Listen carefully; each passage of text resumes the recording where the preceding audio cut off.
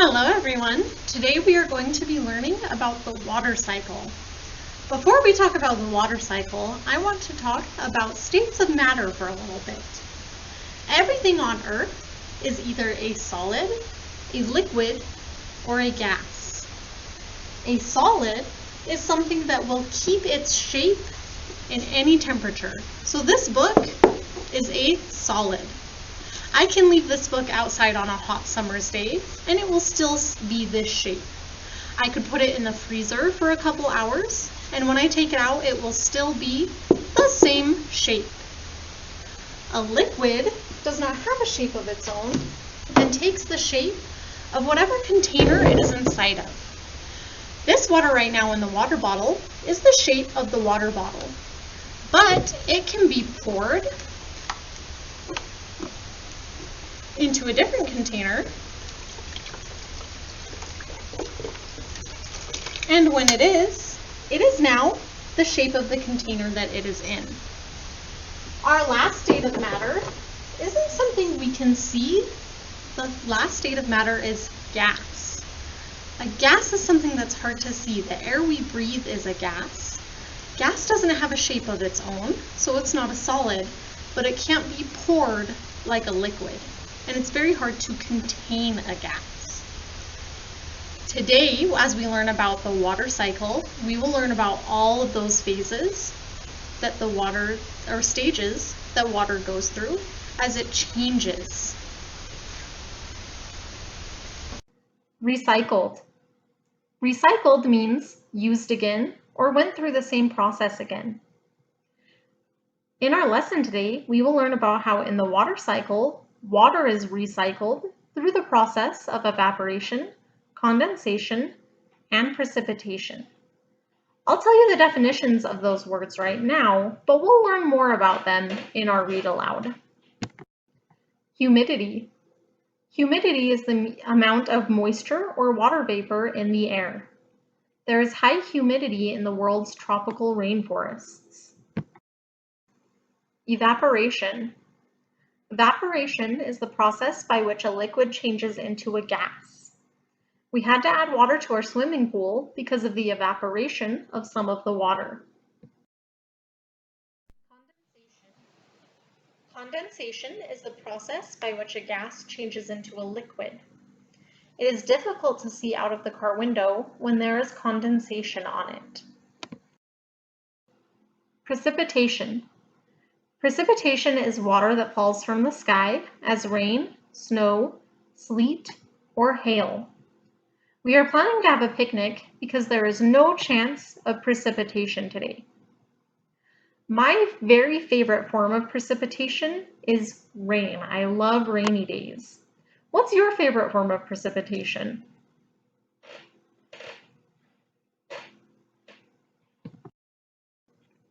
Every day, all around you, an extraordinary natural cycle is happening.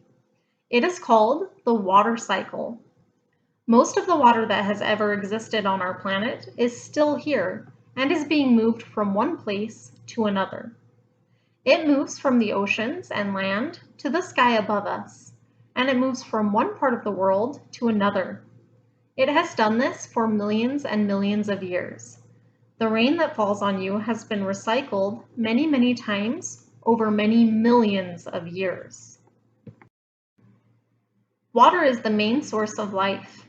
More than 2/3 of Earth's surface is covered with water. That's a good thing because all living things need water to survive. Approximately 97% of the water on Earth is in the oceans.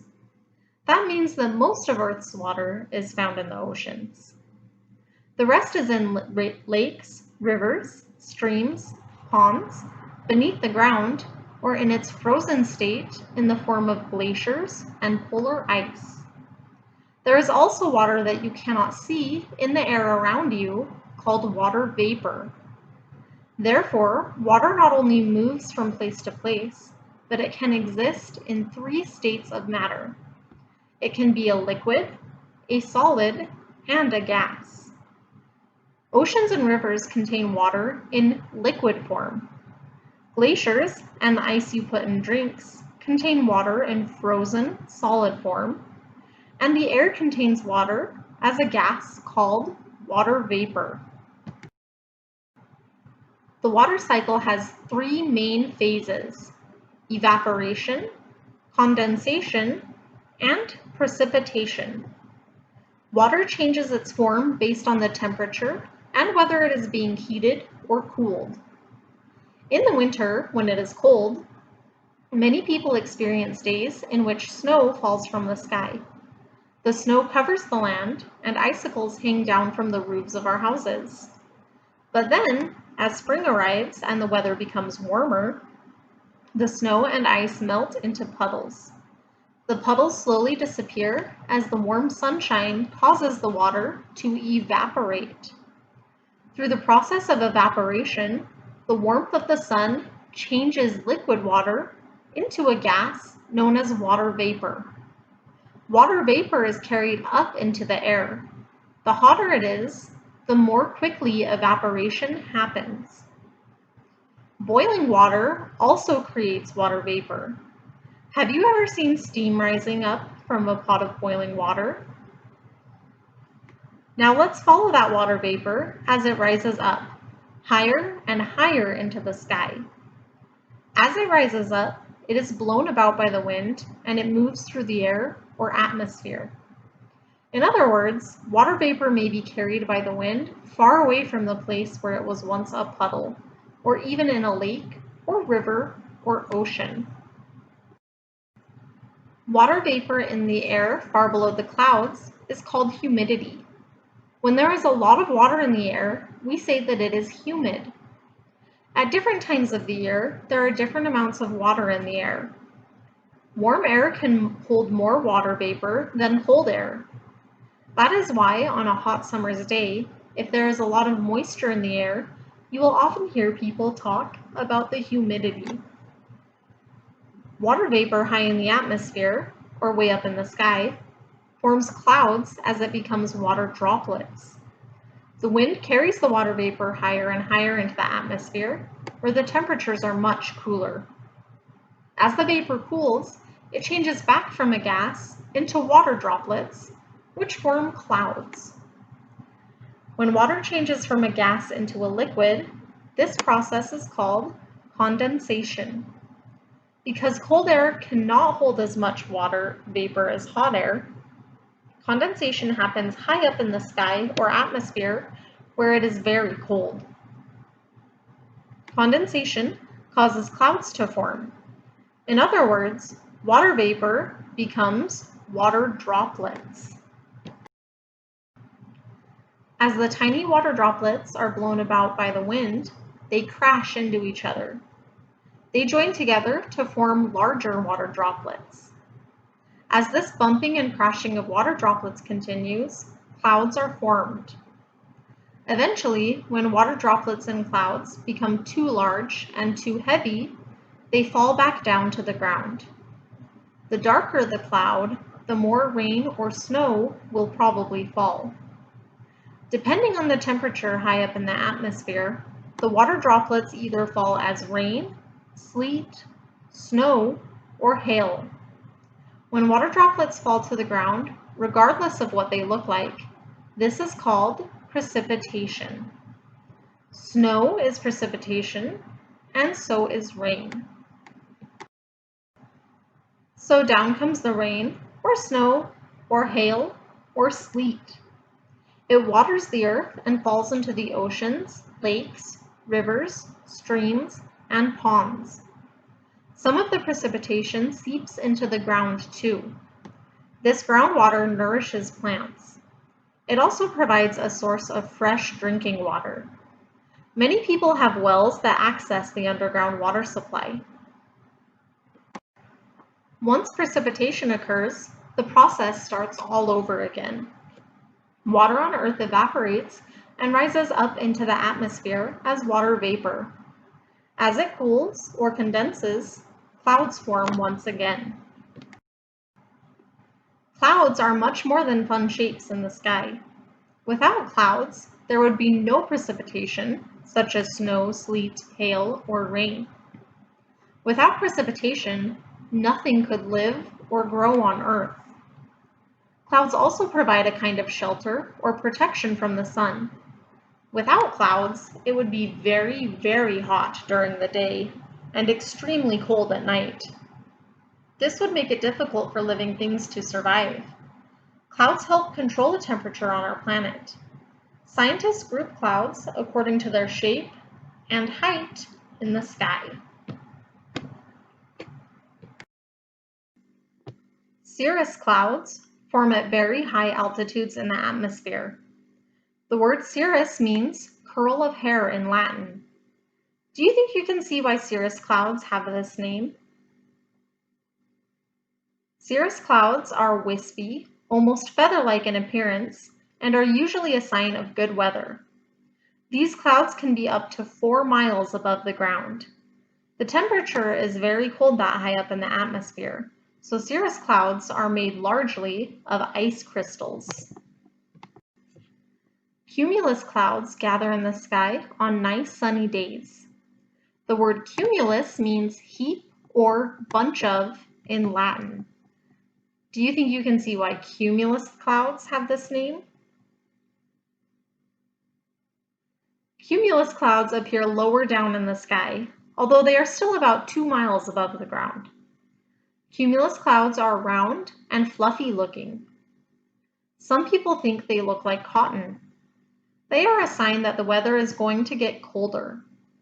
However, when cumulus clouds get larger and darker, this can mean that there will be a thunderstorm. The appearance of stratus clouds means that you will probably need an umbrella because it is going to rain. The word stratus means layer in Latin. Look at our picture of these stratus clouds. Is layer a pretty good name for them? Stratus clouds are usually gray, and they can cover the whole sky and block the sun. Stratus clouds form lower down in the atmosphere than cirrus or cumulus clouds. The temperature affects whether the clouds contain ice crystals or water droplets. The clouds that are high up in the colder reaches of Earth's atmosphere are made up of sparkling ice crystals. The clouds that are lower down, where it is warmer, are made up of tiny water droplets. The next time you look up at the clouds, see if you can figure out what kind of clouds they are, and then think about the amazing water cycle. Alright, my friends, now that we have learned about the water cycle, I have got some questions for you about it. My first question is the Earth covered mostly by land or by water? You've got it. The Earth is mostly covered in water. Water can be a solid, a liquid, or a gas. What do we call water when it becomes a gas? We call it water vapor. Why are the processes of evaporation, condensation, and precipitation considered a cycle?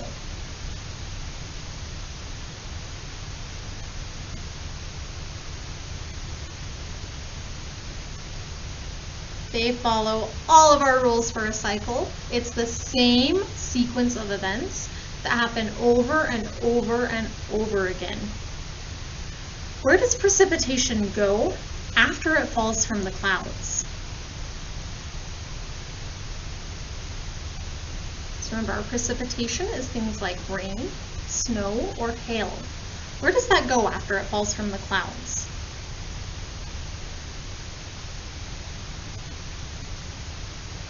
There are a couple different places it goes. It can go back into the ground or into different rivers, lakes, or streams. Does the Earth make new water, or is it just the same water going through the cycle over and over again?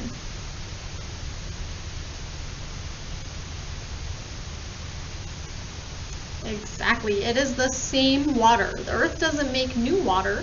The same water is just recycled or reused throughout the water cycle.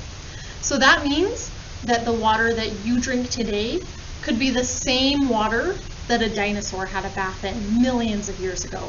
I think that's pretty cool, huh? Why do you think precipitation is important?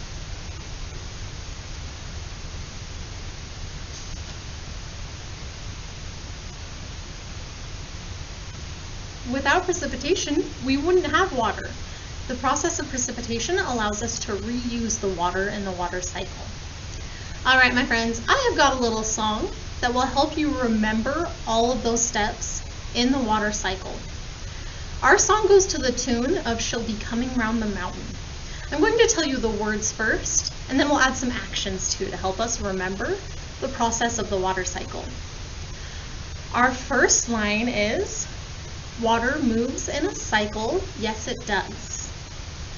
And we'll repeat that a second time. Okay, so I'm going to say all of the lines and I want you to repeat them after me. Ready? Let's start at the very beginning. Water moves in a cycle, yes it does.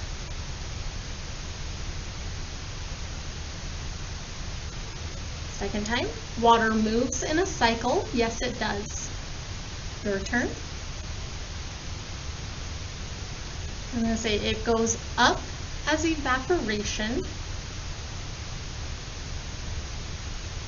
forms a cloud as condensation, then comes back as precipitation. Okay, let's try singing that to the tune of "She'll Be Coming Round the Mountain." So it'll be, water moves in a cycle, yes it does. Water moves in a cycle, yes it does. It goes up as evaporation, forms a cloud as condensation, then comes down as precipitation, yes it does. That's tricky. There's a lot of big words there that we're saying very, very fast. Let's try again. I want you to sing along with me this time. Ready? Water moves in a cycle, yes it does. Water moves in a cycle, yes it does. It goes up as evaporation, forms a cloud as condensation, then comes down as precipitation, yes it does. Whew, precipitation always trips me up. That one's tricky. All right, I'm going to show you some movements too to help you remember what the water's doing in those cycles. So when we talk about it moving in a cycle, we're going to move our arm in a circle, in a cycle motion. So it'll be water moves in a cycle, yes it does. Water moves in a cycle, yes it does. When we say it goes up as evaporation, we're going to bring our hands up. So it goes up as evaporation. And then for condensation, we're going to form a cloud with our arms.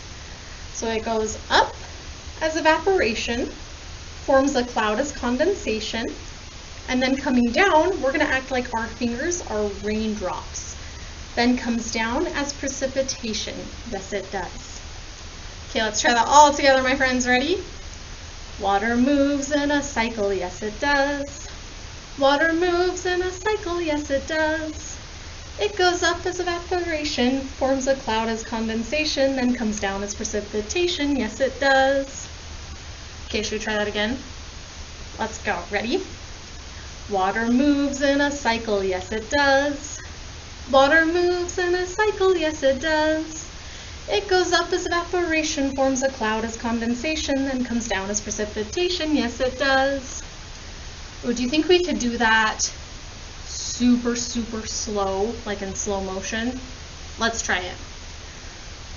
Water moves in a cycle, yes it does. Water moves in a cycle, yes it does. It goes up as evaporation, forms a cloud as condensation, then comes down as precipitation, yes it does. Do you think we could go even slower? Let's see. Water moves in a cycle, yes it does. Water moves in a cycle, yes it does. It goes up as evaporation, forms a cloud as condensation, then comes down as precipitation. Precipitation, yes it does. Whew. Alright, we went super slow. Do you think we can do it super fast? Let's do it regular speed one more time. Regular speed, ready? Water moves in a cycle, yes it does. Water moves in a cycle, yes it does. It goes up as evaporation, forms a cloud as condensation, then comes down as precipitation, yes it does. Alright, can we go faster? I hope you guys are ready. We're going to go fast. Ready? Water moves in a cycle, yes it does. Water moves in a cycle, yes it does. It goes up as evaporation, forms a cloud as condensation, then comes down as precipitation, yes it does. Do you think we can go even faster? Woo! Alright, let's try it. Water moves in a cycle, yes it does. Water moves in a cycle, yes it does. It goes up as evaporation, forms a cloud as condensation, then comes down as precipitation, yes it does. Whew, you guys are amazing. I hope that song helps you remember all of those steps in the water cycle. There's no assignment that you have to turn in for today. I want you to teach that song and those actions to someone else though. That's your homework for today. If you would like to see the water cycle in action, if you take a clear plastic cup and fill it with water and mark the line where the water ends and then put it in a plastic bag and tape it to a window or a warm wall, if you watch it for the next couple of days, you'll see the water level change a little bit and you'll see it turn into water vapor. You don't have to do that, but that's a fun thing you can do if you'd like to see the water cycle in action. No homework to turn in today, just teach that song to someone in your household. And I will see you guys next time when we review everything we've learned about.